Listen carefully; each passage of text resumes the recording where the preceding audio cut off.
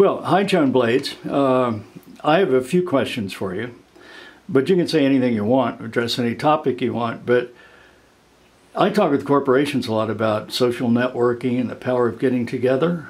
And as the co-founder of MoveOn, you probably have more impact in that field than anybody else in the country. So what's important about social networking? Tell us a little bit about what's the secret. What's this about? Why should organizations care? Well, MoveOn is an organization, we are our members, and it's about our members caring about the issues we're working on, and our job is to listen to our members and help them be effective working on whatever issues are their top priorities. But what's the magic here that we didn't have before? I mean, there's something going on that didn't happen in 1950 or 1980 even. Well, we do have some new and very powerful ways to make connections now. And sometimes people say, well, isn't it just online organizing? Can you really do anything with online organizing? Well, can you really do anything with the telephone? It's the same. The internet is another way to communicate with each other. And when you use it well, and you have an issue that you care about, it's very, very powerful. So there was a time when we actually knocked on each other. Paul Revere went riding through town, he was yelling, hey, they come. Well, this is another very powerful communication device where we have millions of members and we can say, here is an opportunity for you to weigh in and tell people how important healthcare is.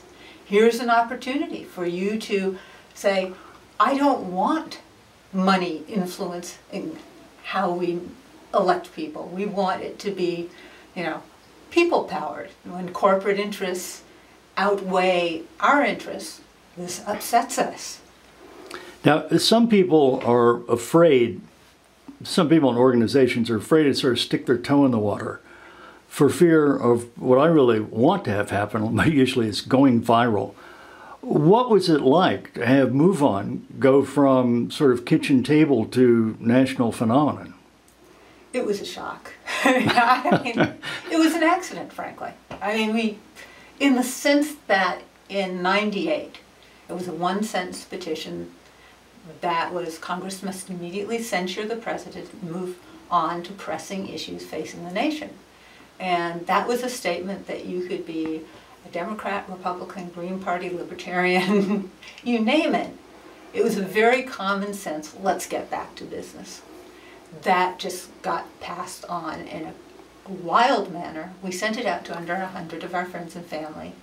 And within a week we had 100,000 people, and pretty soon we had 300,000, wow. And then we had 500,000 people. And that was when we had to start learning about how to help all these people that had gathered, many of them for the first time doing something political, how to speak to leadership. And I've been learning about that ever since, and it's not a completed task. Well, one thing I notice is some people, when they hear about almost anything to do with the internet, if they're not involved, they say, oh, that's sort of weird, whatever. But it seems to me that there's the internet and then the rest of life, and that a lot of MoveOn was people getting together at one another's houses after the internet brought them together and things like that. Is that what you see? It's usually an adjunct? It's, like I said, the internet is not something separate from the rest of your life. It's a part of our lives. We have the telephone, we have the internet, we have now text messaging. And it's ways of letting people know how to engage that work, whatever it is. And I think we're going to be learning a lot about text messaging in the coming years because there's so many people with phones that are increasingly smart. And I'm looking forward to having more people involved because a really healthy democracy has people that are well informed and engaged. And right now we don't have enough of either of those things. Yeah. Well, in the learning world, I mean, the handwriting's on the wall. It's not going to be laptops that are the new teachers. It's going to be mobile phones because they're ubiquitous and affordable and route around IT and a whole bunch of other nice things. And there might be some other things that we haven't yet seen. Some kind of slate that's very simple and robust and gives us the whole piece and a very convenient way. True, true. Now, if you were in an organization, and I know it's hard for us Berkeley folks to think this way, but if you were in like a big organization and wanted to take advantage of bringing people together and making connections, sort of what 2 or 3 things would you look out for or suggest or keep your eye on? I do my best to listen very well and help members engage in meaningful ways. And that's what most organizations need to do, is the good listening. It's not a broadcast meeting.